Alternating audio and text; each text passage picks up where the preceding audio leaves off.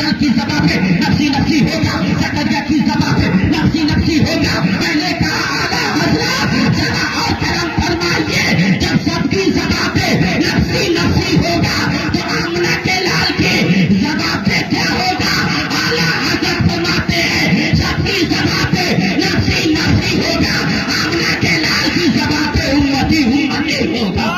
زبان پہ امتی امتی ہوگا۔ اللہ اکبر میرے دوستو، جب وہی مصطفیٰ اللہ اکبر جب دنیا میں تشریف لائے میرے آقا، پتہ ہے میرے دوستو پہلے کا معمول یہ تھا، آدم علیہ السلام ابھی دنیا میں موجود تھے، حضرت عیسیٰ علیہ السلام چلے آئے، ایک نبی دوسرے نبی کی روشنی میں کام کرتے رہے، حضرت آدم علیہ السلام کی روشنی میں حضرت عیسیٰ علیہ السلام کام کرتے رہے، اسی طریقے سے ایک نبی موجود تھے، دوسرے نبی آ جاتے تھے، ایک نبی دوسرے نبی کی جو ہے روشنی میں کام کیا کرتے تھے، اجالے میں کام کیا کرتے تھے، لیکن پتہ ہے عیسیٰ علیہ السلام کے جانے کے تقریباً 600 سال یا 665 یا 75 سال جانے کے بعد میرے نبی ایسے وقت میں تشریف لاتے ہیں جب بیٹیوں کو زندہ ڈالا جاتا تھا، بیٹیوں کے اوپر ظلم و ستم کا پہاڑ توڑا جاتا تھا، بھائی بہن میں آپس میں محبت نہیں تھی، ایک انسان دوسرے انسان کے اوپر ظلم کرنے میں فخر محسوس کرتا تھا، ایک دوسرے کے مال سے قبضہ کر لیا جاتا تھا،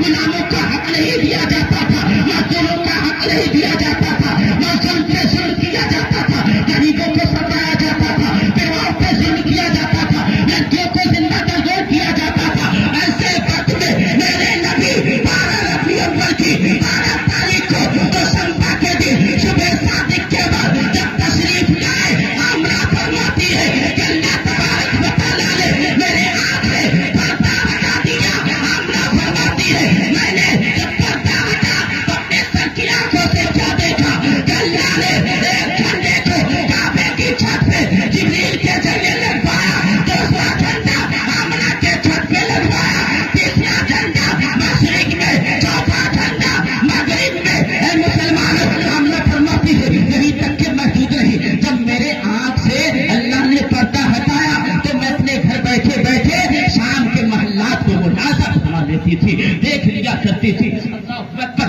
وہی مصطفیٰ ایسے پرفتن وقت میں تشریف لایا جہاں ہر وقت جو ہے ہر طرف ظلم ہی ظلمت تھی، ہر طرف تاریکیاں ہی تاریکیاں تھی، ہر طرف ایک انسان دوسرے انسان کے اوپر ظلم ڈھاتا تھا، ایک انسان دوسرے انسان کے اوپر جو ہے ظلم ڈھانے میں فخر محسوس کرتا تھا، لیکن میرا نبی جب مکے کی سرزمین پہ تشریف لایا تو میرے نبی کے نور سے ساری دنیا کی ظلمت ختم ہو گئی اور پوری کائنات جو ہے کے نور بن گئی۔ اب مجھے ڈنکے کی چوٹ سے کہنے کی اجازت دو، مکے میں چل جا ہمارا نبی، مدینے میں چل جا ہمارا نبی، شام میں چل جا ہمارا نبی، عرب میں چل جا ہمارا نبی، افریقہ میں چل جا ہمارا نبی، امریکہ میں چل جا ہمارا نبی، بنگلہ دیش میں چل جا ہمارا نبی، ہندوستان میں چل جا ہمارا نبی، ساری کائنات میں چل جا ہمارا نبی۔ جب یہ بات اعلیٰ حضرت کے نگاہوں کے سامنے آئی تو اعلیٰ حضرت نے قلم لیا